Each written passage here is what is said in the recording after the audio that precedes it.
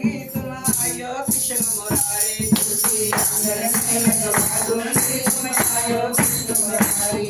तुम आयो कृष्ण मुरारी, तुम आयो कृष्ण बिहारी, तुम आयो कृष्ण मुरारी, तुम आयो कृष्ण बिहारी।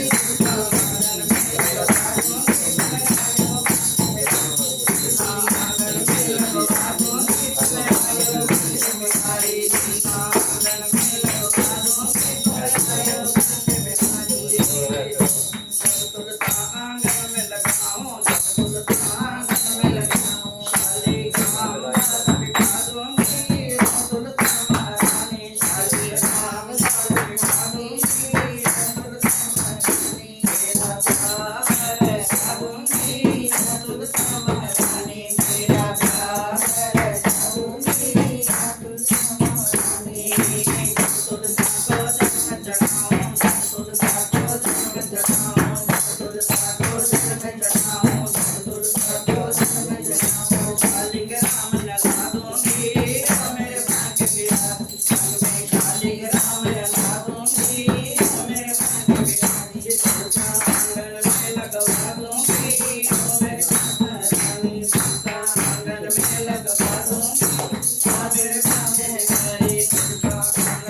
लगवा दूंगी, तो मेरे भाग्य बिहारी। तुलसा आंगन में लगवा दूंगी, तो मेरे भाग्य बिहारी। आंगन में लगवा दूंगी, तो मेरे भाग्य बिहारी। बोल तुलसी महारानी की जय। मैंने तुलसी का बाग लगाया है, घर को वृंदावन बनाया है।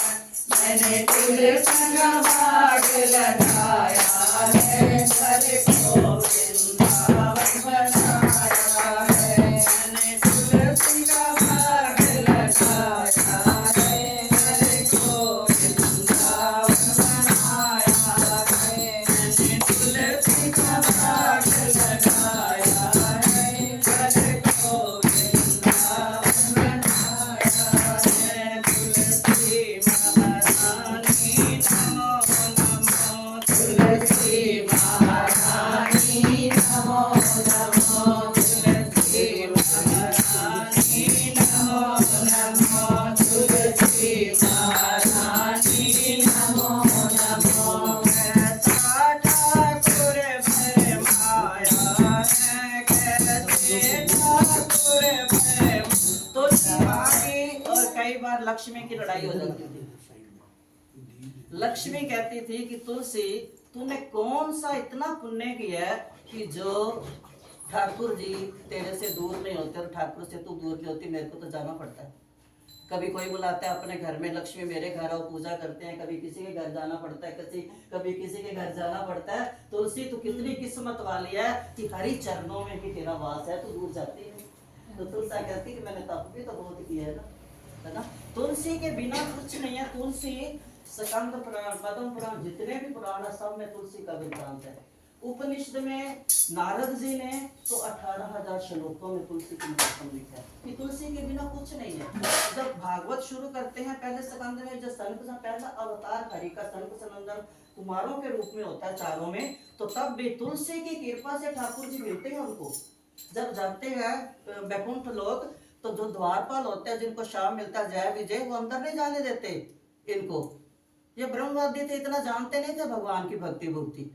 तो जब अंदर जाने लगते हैं वो रोकते हैं, तो बोलते तुम कौन होते हो। गुस्सा आ गया इनको, क्योंकि कच्चे भगत थे। पक्के भगत को तो नम्रता होती है, कच्चा भगत मेरे जैसा तो जल्दी में गुस्सा आ जाता है। गुस्सा आ गया, बोलते तुम कौन होते हो। उनको धक्का दिया और आगे निकल गए। आगे जो द्वारपाल 7 जो देवड़ियां थी 7 निकल के, 7वें ने जब रोका तो इनको बहुत ज्यादा गुस्सा आ गया। अब ठाकुर जी ने सुना, उन्होंने उनको श्राप दे दिया, जाओ तुम मूर्ख हो, तुम हरि के भगत। हरि तो इतने दिल के कोमल हैं, आप उनके भगत होकर इतने सख्त दिल के अंदर नहीं जाने देते। हम दर्शन करने आए हैं, तो श्राप दे दे, जाओ तुम धरती पे जाओ, पेड़ बनो, क्योंकि पेड़ सख्त होते हैं ना, पेड़ बनो। तो जब वो वापस जाने लगे, इतने में ठाकुर जी बोले कि मेरे द्वार पे क्या हो रहा है, लीला क्या हो रही है। जब अंदर से आए, भगवान के चरणों पे जो तुलसी चढ़ी हुई थी, उसकी गंध ने उनको खींच लिया। इतना खींचा, इतना उनको अंदर से खुशबू आई तुलसी की कि वो मुड़ के देखने लगे। ठाकुर जी को निहारा, ये तुलसी की कृपा से उन 4 कुमारों को हरि के दर्शन हुए। जबकि कोई अंदर नहीं जाने। तुलसी की इतनी कृपा है, जब परशुराम जी ने यज्ञ किया, ब्राह्मणों को भोजन पे पिलाया, जब उन्होंने अपनी माता का सिर काटा, और शस्त्र बाबू ने जब उनके सारे भाइयों को मार दिया, पिता को मार दिया, गाय छीन ली, बहुत ऋषि हत्या करते थे, तो उन्होंने अपने उनको तिलांजलि देने के लिए, अर्घ देने के लिए उन्होंने ब्राह्मण भोजन रखा। तो सबको बुलाया। अब भोजन कम हो रहा था। पहले तो एक बार क्या हुआ, जब विष्णु बाहो की पत्नी थी, उसने बोला परशुराम को भक्ति नहीं करने देनी। जो वो ब्राह्मण बच्चे पढ़ाता है ना, उसकी जो खाना खीर है उसमें जहर डाल गया। इतना हलाहल विष भेजा। जो नौकरानी थी उसकी, अपना बदला लेने के लिए कि उसके जो मरेंगे वो शिष्य, तो परशुराम के ऊपर इल्जाम लगेगा और उसकी भक्ति जो, उसका तप जो है भंग होगा। तो उसने खीर में भेजा। अब शंकर जी देख रहे हैं, शंकर जी के परशुराम जी तो परम शिष्य हैं, 1 नंबर पे। तो बोले कि अब देख पार्वती। पार्वती कहती देखो मेरे बच्चे का नाम बदनाम होगा। तो बोलते जा फिर सहायता कर। इशारा किया, लक्ष्मी ब्रह्मानी और पार्वती नीचे आई। वो जो जहर वाली खीर थी, बुढ़िया बन के आई, खागी सारी कि बच्चे ना खाएं। अब खागी, अब वो तो देवियां थी, भूख मिटेगा, खीर तो कम हो रही है। अब परशुराम भी कम नहीं थे, उन्होंने जैसे देखा तो एक बार उनको माँ पार्वती ने 3 दाने चावल के दिए थे परशुराम जी ने। बोलती थी बेटा ये तेरे कभी काम आएंगे। परशुराम को वो बात याद आई। उन्होंने अंदर गए, वो पोटली में से 3 दाने चावल के निकाले और वो उसमें खीर में डाल के। जब देखा, उन्होंने क्या किया, देखा ये खीर कम क्यों हो रही है और जिनका पेट क्यों नहीं भर रहा, देख कौन है। उन्होंने दृष्टि लगाई, देखा वो ये तो माँ देवियां आई है मेरा भोग लगाने। उन्होंने क्या किया, जो लक्ष्मी थी उनको तुलसी पत्तर डाल के दिया, जो गौरा माता थी उनको बिल पत्तर डाल के दिया, और जो ब्रह्मानी थी कुशा का पत्तर डाल के दिया। तीनों दोनों में प्रसाद बना दिया। कहते हैं ना, अन्न से पेट नहीं भरता, प्रसाद से भर देता है। परशुराम इतनी बुद्धि में ज्ञानी थे, उन्होंने क्या किया, दोनों में प्रसाद के रूप में दिया। अब खाना नहीं, प्रसाद मिलेगा। जैसे ही वो प्रसाद गया, तुलसी माता की कृपा से सबका दर्शन। तुलसी माता छोटी मोटी चीज नहीं है, ये बहुत एक भारी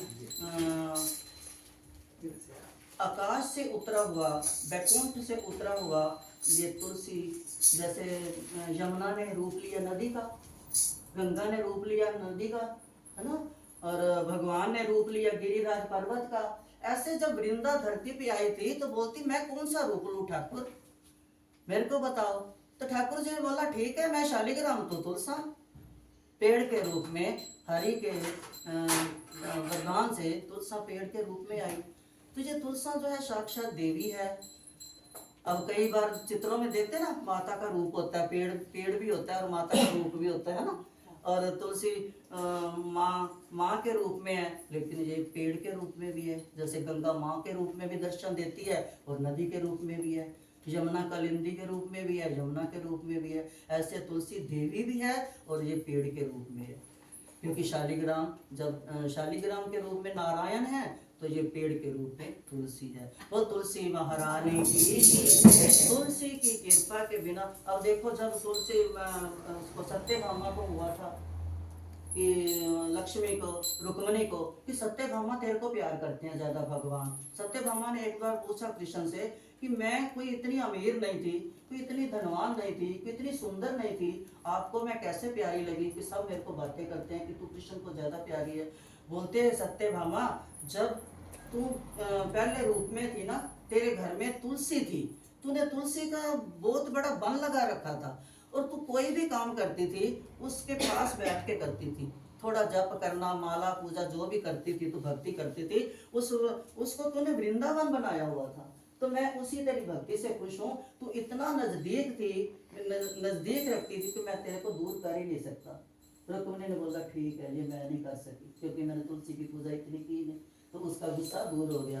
तुलसी महारानी बहुत, तब उसको बोला, एक बार फिर हुआ, बोलती ये क्या, ये तो सारा दिन उनके पास होता। नारद जी आए, बोलते इसका हो सकता है, एक उपाय हो सकता है। बोलते क्या, बोलती ऐसे कर रुक्मिणी, तू राधा सत्यभामा को ना सोने का भार तोड़ दे और ठाकुर जी हो जाएंगे। बोलती ठीक है।